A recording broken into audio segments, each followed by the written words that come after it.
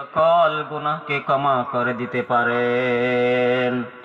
এই জন্য রাসূলুল্লাহ সাল্লাল্লাহু আলাইহি ওয়াসাল্লাম বলেন, কুল্লু বনি আদমুন খাতাউন ওয়া খায়রুল খাত্তাইন আত-তাওয়াবুন।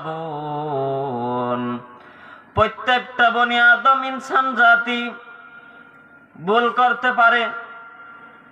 এই ভুলকারী অপরাধী যারা গুনাহগার আছে, এই গুনাহগারদের মধ্য থেকে ওই ব্যক্তি আল্লাহ পাক রব্বুল আলামিনের সবচাইতে প্রিয়।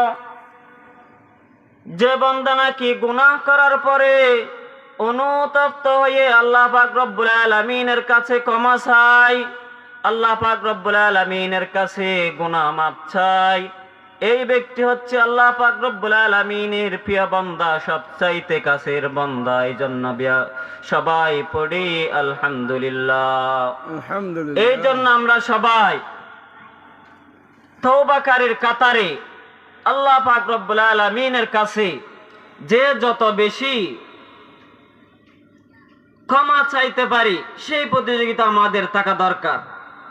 যদি আমরা দুনিয়ার ভুল ত্রুটি সব এই আমাদের সামান্য হায়াত থাকতে আল্লাহ পাক রব্বুল আলামিনের কাছ থেকে ক্ষমা চেয়ে নিতে পারি, কাল কিয়ামতের ময়দানে আমাদের জন্য আর কোনো কিছু বাধা থাকবে না। এই জন্য আমরা সবাই সামান্য হায়াত থাকতে সমস্ত গুনাহ আমরা আল্লাহ পাক রব্বুল আলামিনের কাছ থেকে ক্ষমা চেয়ে আমাদের সমস্ত আমল পরিষ্কার করে নেব। এই জন্য আল্লাহ পাক রব্বুল আলামিন সমস্ত বান্দাদেরকে ক্ষমা করার জন্য রাজি, কিন্তু আমরা আল্লাহর কাছে ক্ষমা চাওয়ার জন্য রাজি না। যদিও বা আমরা সকলে গুনাহগার,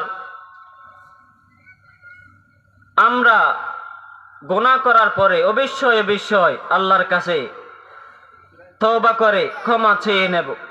বলতে চাচ্ছিলাম, আমরা তো কেউ যত বড় প্রেসিডেন্ট, মন্ত্রী, এমপি যে হোক না কেন, যত বড় টাকা পয়সাওয়ালা হোক না কেন, এই যে কবরস্থান সামনে আছে, কোনো না কোনো একদিন আমাদের সকলকে এই কবরস্থানের মধ্যে মৃত্যুর পরে সবাই বলবে, কেউ বলবে কাফনের কাপড় নাও, আর কেউ বলবে কোড়াল নাও, তাড়াতাড়ি কেমনে দাফন করা যায় সেই ব্যবস্থা করো।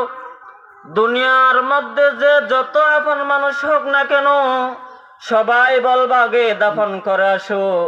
মানুষ যেহেতু মৃত্যু হয়ে গেছে, আল্লাহ পাক রব্বুল আলামিন যেহেতু নিয়ে